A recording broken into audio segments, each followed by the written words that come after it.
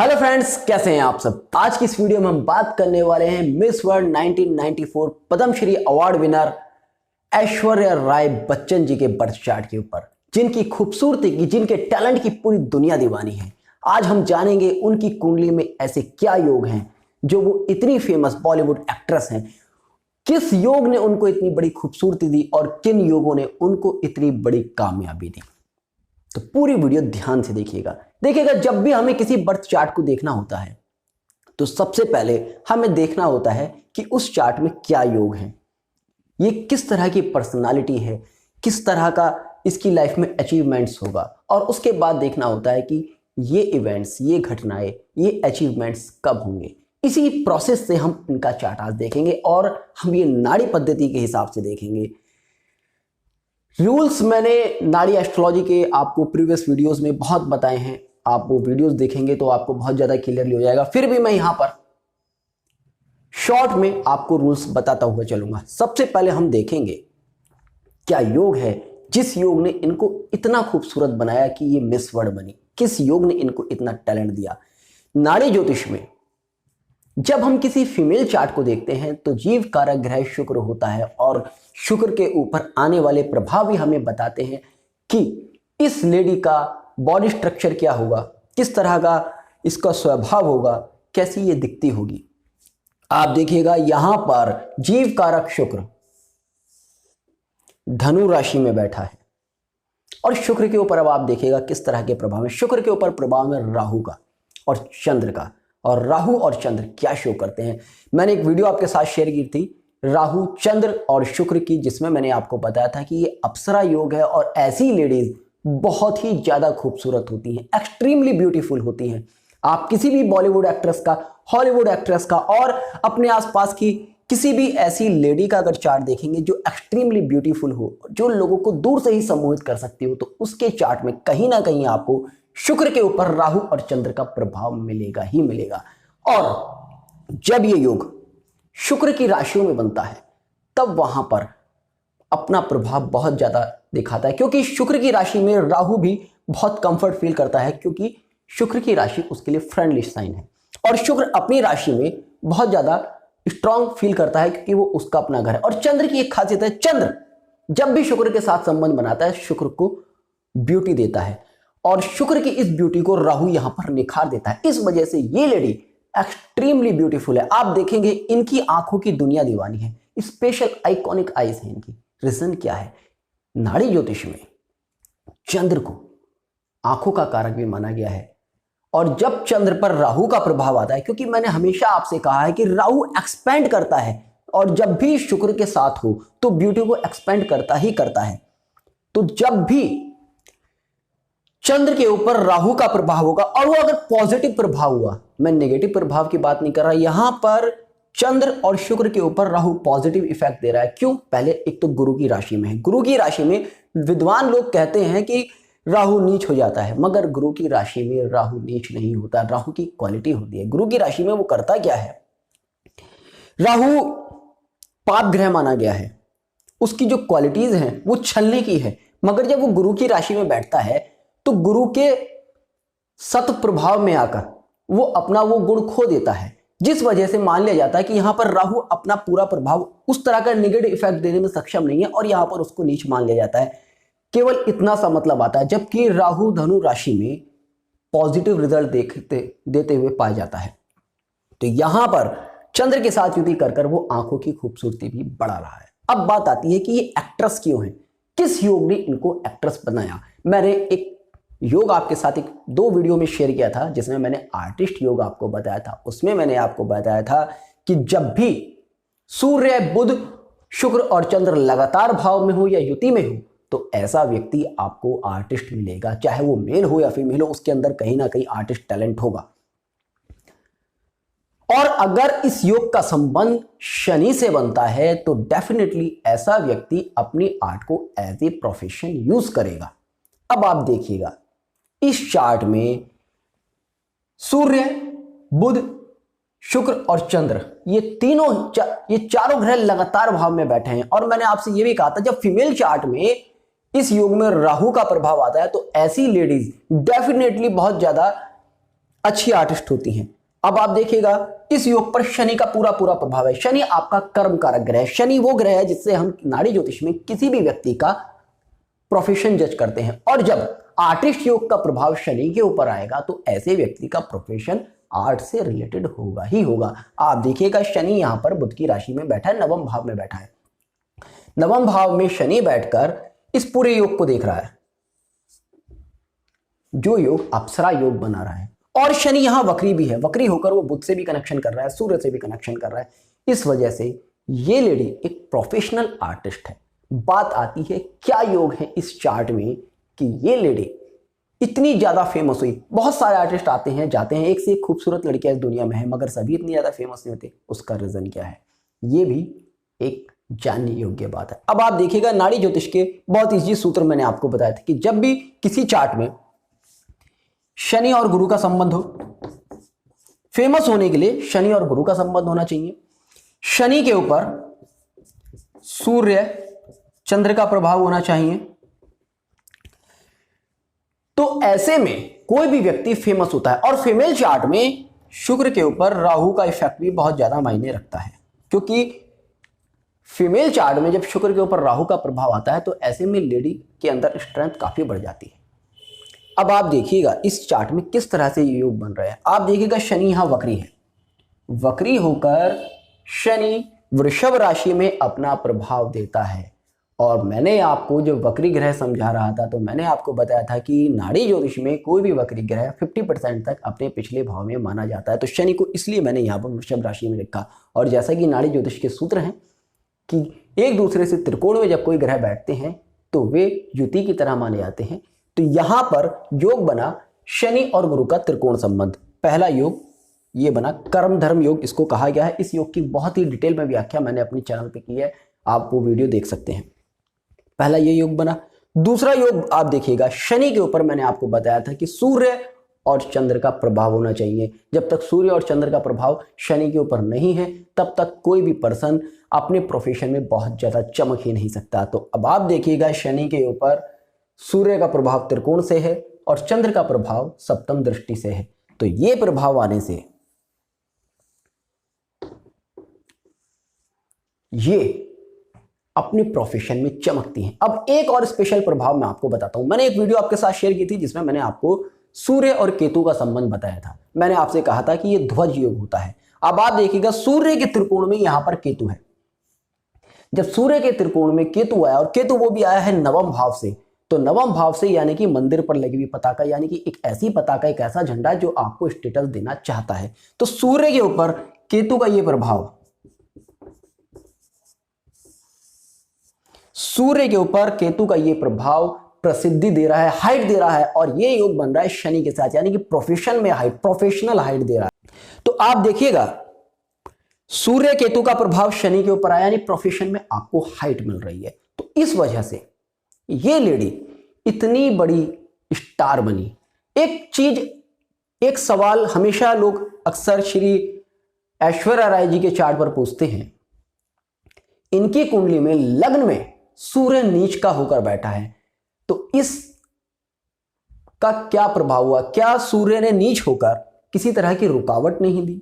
क्या सूर्य नीच होकर इतनी ज्यादा प्रोफेशनल हाइट दे सकता है? तो उसका मैं आपको बहुत ही साधारण सा रीजन बताता हूं। मैंने आपके साथ बहुत सारी वीडियोस शेयर की थी जिसमें मैंने सूर्य की अलग अलग पोजीशन के हिसाब से उस पर आने वाले प्रभाव से नीच और उच्च ग्रह की व्याख्या की थी। मैंने उसमें आपको बताया था कि जब भी कोई नीच ग्रह हो, नाड़ी ज्योतिष में नीच और उच्च का सिद्धांत नहीं माना जाता। नाड़ी ज्योतिष में देखा जाता है कि उस ग्रह पर किस तरह की दृष्टि है, किस तरह के प्रभाव हो। आप देखेंगे यहां सूर्य केवल देखने का नीच है, नाम मात्र का, क्योंकि सूर्य के ऊपर मंगल की दृष्टि आती है और मंगल की दृष्टि साधारण दृष्टि नहीं आती। मंगल की दृष्टि केंद्र भाव से और स्वयं राशि से आ रही है। एक हमेशा एक बात का ध्यान रखिएगा, कोई भी ग्रह अपनी राशि में बैठकर अगर किसी ग्रह को देखेगा तो उस ग्रह को वो स्ट्रेंथ देगा ही देगा। यहां पर सूर्य केवल देखने का नीचे, सूर्य के ऊपर मंगल का बहुत ही पॉजिटिव इफेक्ट जा रहा है। उसके बाद सूर्य के 2 भाव में बुध बैठा है जो उसका मित्र है, और वक्री होकर बुध सूर्य को स्ट्रेंथ दे रहा है। थोड़ा सा, क्योंकि मंगल और बुध का आपस में डिस्प्यूट्स का रिलेशन भी बनता है, तो कहीं ना कहीं किसी ना किसी तरह का उनकी लाइफ में डिस्प्यूट्स और फैमिली लाइफ में, या हो सकता है उनके पिता के साथ कहीं ना कहीं किसी तरह की प्रॉब्लम रही होगी, उसकी मुझे जानकारी नहीं है। अब बात आती है ट्रांजिट की, कौन कौन से इवेंट्स कब घटित हुए, उसके रीजन क्या है।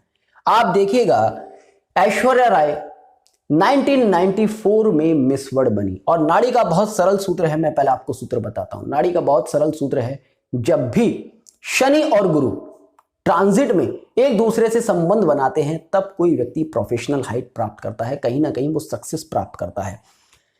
1994 का ट्रांजिट आप देखिएगा, मैं ट्रांजिट देखता हूं, उसके हिसाब फिर आपको बताता हूं क्या पोजीशन है।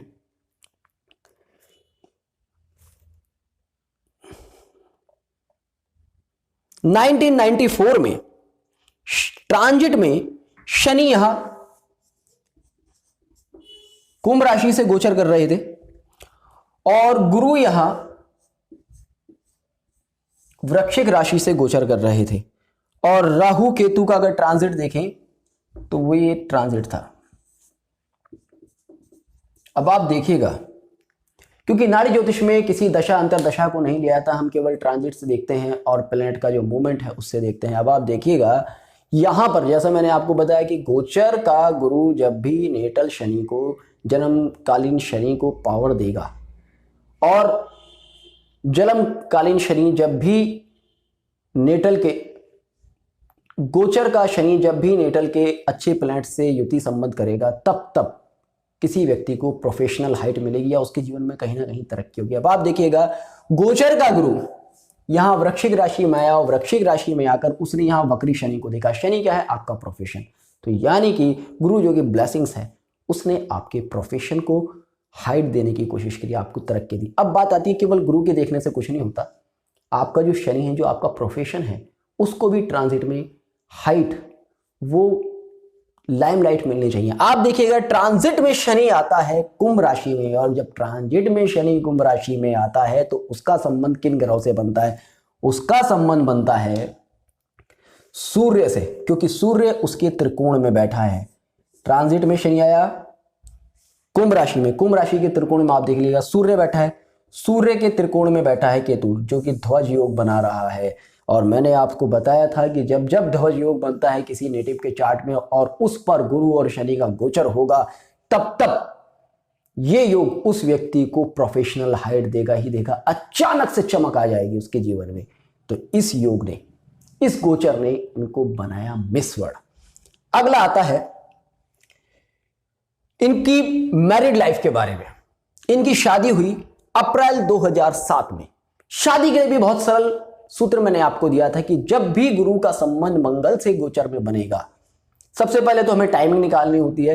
टाइमिंग में फिलहाल किस तरह से निकालते हैं ये नहीं बता रहा हूं, क्योंकि वीडियो बहुत लंबा हो जाएगा। ये बहुत लंबा टॉपिक है, वो मैं किसी अन्य वीडियो में जरूर आपके साथ शेयर करूंगा। 2 4 5 वीडियो उस पर लगेंगे, मैं बताऊंगा। तो जब भी सूत्र ये है, जब भी गुरु ट्रांजिट में मंगल से संबंध बनाता है, मंगल से त्रिकोण संबंध बनाए या दृष्टि संबंध बनाए, तो ऐसे में फीमेल चार्ट में शादी के योग बनते हैं। शादी हुई इनकी 20 अप्रैल 2007 में। अब देखते हैं 20 अप्रैल 2007 का क्या ट्रांजिट था, गुरु कहां पर था। आप देखिएगा 20 अप्रैल 2007 को गुरु वृश्चिक राशि से गोचर कर रहे थे और वृश्चिक राशि में वक्री थे। ये ट्रांजिट है 20 अप्रैल 2007 का, और शनि जो उस समय ट्रांजिट कर रहे थे वो कर रहे थे कर्क राशि में। अब आप देखिएगा, जैसा मैंने आपको सूत्र बनाया कि ट्रांजिट में जब भी गुरु मंगल से संबंध बनाएगा तब विवाह के योग बनेंगे, क्योंकि नाड़ी ज्योतिष में मंगल को पति कारक ग्रह माना गया है और गुरु ब्लेसिंग्स है। गुरु की ब्लेसिंग्स जब मंगल के ऊपर जाएंगी तो उसका विवाह संपन्न होगा। गुरु का संबंध वृश्चिक राशि में आने के कारण मंगल से बना, क्योंकि मंगल यहां वक्री है। जैसे हमने शनि को पिछले भाव में माना था, वैसे ही मंगल को यहां पिछले भाव में मानेंगे। मंगल से यहां संबंध बना। अब दूसरी चीज आप देखिएगा, क्योंकि गुरु यहां वक्री है, गुरु जब वक्री है ट्रांजिट में, तो गुरु का प्रभाव भी हम यहां तुला राशि में लेंगे, और जब तुला राशि में गुरु का प्रभाव आता है तो मंगल के ऊपर गुरु की सप्तम दृष्टि आती है और यहां पर इनके विवाह का पूर्ण योग बनता है। बात आती है पद्मश्री अवार्ड 2009 में इनको मिलता है। क्या गोचर बना होगा कि इतनी बड़ी सफलता, इतना बड़ा अचीवमेंट, इतना बड़ा सम्मान इनको मिला। सूत्र मैंने अभी आपको बताया कि जब भी गोचर में शनि और गुरु अच्छे ग्रहों पर आते हैं, एक दूसरे से संबंध बनाते हैं, तब इस तरह का सम्मान व्यक्ति को मिलता है। अब हम 2009 का ट्रांजिट देखते हैं। 2009 में गुरु कहां था, शनि कहां था। 2009 में शनि सिंह राशि से गोचर कर रहे थे और गुरु गोचर कर रहे थे मकर राशि से। मकर और कुंभ के आसपास गुरु थे, क्योंकि मैंने अप्रैल का लिया है और जहां तक मुझे जानकारी है, हो सकता है कहीं गलत हो, जून के आसपास इनको पद्मश्री अवार्ड मिला था। तो उस समय गुरु हम मकर और कुंभ के आसपास मानेंगे, क्योंकि अप्रैल का मैंने थोड़ा सा ट्रांजिट देखा जो बाय डिफॉल्ट पड़ा था। उस समय गुरु 28 डिग्री के यहां मकर राशि में है। अब आप देखिएगा, शनि सिंह राशि में आते हैं। सिंह राशि से शनि का संबंध बनता है चंद्र और राहु से। चंद्र जो कि लाइमलाइट है, और गुरु का संबंध बनता है, गुरु आप चाहे मकर राशि से लेकर चलें, चाहे कुंभ राशि से लेकर चलें, नेटल के शनि से। नेटल का शनि, क्योंकि यहां पर इनका नेटल शनि बैठा है मिथुन राशि में और वक्री होकर तुला राशि में है। तो शनि का संबंध दोनों ही जगह, नेटल के गुरु का संबंध, गोचर के गुरु का संबंध दोनों ही जगह नेटल के शनि से बनता है। तो ऐसे में किसी भी व्यक्ति को एक बड़ा अचीवमेंट मिलता है। अब एक चीज जो मैंने आपसे शुरू में कही, सबसे पहले जब हम किसी चार्ट को एनालिसिस करते हैं तो पहले देखना होता है कि क्या योग है, क्या इस तरह के योग हैं। अगर चार्ट प्रॉमिस कर रहा है, नेटल चार्ट प्रॉमिस कर रहा है कि इस व्यक्ति के चार्ट में प्रसिद्धि के योग हैं, तो ही हम ट्रांजिट में उस चीज को देखेंगे। ऐसा नहीं है कि कभी आप कहने लगे अंश जी मेरे चार्ट में तो शनि जब गुरु के पास आया मुझे तो पद्मश्री नहीं मिला। ऐसा नहीं होगा भाई। पहले आपको देखना पड़ेगा क्या इस व्यक्ति के नेटल चार्ट में कीर्ति के योग हैं, बहुत ज्यादा सफलता के योग हैं। आप देखेंगे जब यहां गुरु आया, गुरु ने किन किन ग्रहों से संबंध बनाया, वापस से जैसे मैंने यहां बताया था, गुरु ने फिर कीर्ति योग से संबंध बनाया। शनि और गुरु दोनों के संबंध मैंने आपको बताया, शनि आए या गुरु आए, तो शनि गुरु ने सूर्य से संबंध बनाया, शनि से संबंध बनाया, केतु से संबंध बनाया। तो इस वजह से यहां पर जो इनके नेटल चार्ट में योग था प्रसिद्धि का, वो फलित हुआ। बात आती है, इनकी डॉटर हुई 16 नवंबर 2011 को इनको पुत्री की प्राप्ति हुई। संतान प्राप्ति के लिए भी मैंने आपको योग बताया था कि जब जब ट्रांजिट में गुरु सूर्य से संबंध बनाता है तब तब किसी मेल चार्ट, कोई मेल चार्ट हो या फीमेल चार्ट हो, उनको पुत्र या पुत्री या संतान की प्राप्ति होती है। क्यों पुत्री प्राप्ति हुई वो एक अलग टॉपिक है, मैं फिलहाल आपको ट्रांजिट में समझाता हूं किस तरह से संतान का योग बना। हम 16 नवंबर 2011 का ट्रांजिट देखते हैं। 16 नवंबर 2011 का अगर हम ट्रांजिट देखते हैं तो उस समय गुरु गोचर कर रहे थे मेष राशि से। और मैंने जैसा आपको सूत्र बताया कि जब भी गुरु ट्रांजिट में सूर्य से संबंध बनाता है तो ऐसे में संतान की प्राप्ति होती है, संतान योग बनता है। अब आप देखिएगा, गुरु ने जब ट्रांजिट में मेष राशि में आया तो उसकी सप्तम दृष्टि पड़ी सूर्य पर। सूर्य जो कि संतान कारक ग्रह है उस पर दृष्टि पड़ी, तो ऐसे में इनको संतान की प्राप्ति हुई। इस तरह के इनकी लाइफ के बहुत सारे इवेंट्स हैं जो कि आप खुद भी देख सकते हैं, और सूत्र लगाकर अलग अलग वीडियोस में बहुत सारे सूत्र मैंने आपको बताए थे, उनको अप्लाई करके देख सकते हैं। अगर किसी स्पेशल इनकी लाइफ के इवेंट के बारे में अगर आपको कोई डाउट है, आपको समझ नहीं आता या आप मुझसे चाहते हैं कि मैं उसे समझाऊं, तो आप नीचे कमेंट बॉक्स में मुझे बता सकते हैं। मैं जरूर आपके लिए एक अलग से वीडियो आपके क्वेश्चंस के हिसाब से बना दूंगा कि किस योग की वजह से कब इनकी लाइफ में क्या हुआ। तो होपफुली आपको आज का ये वीडियो पसंद आया होगा। मिलते हैं नेक्स्ट वीडियो में, तब तक के लिए जय हिंद, जय भारत।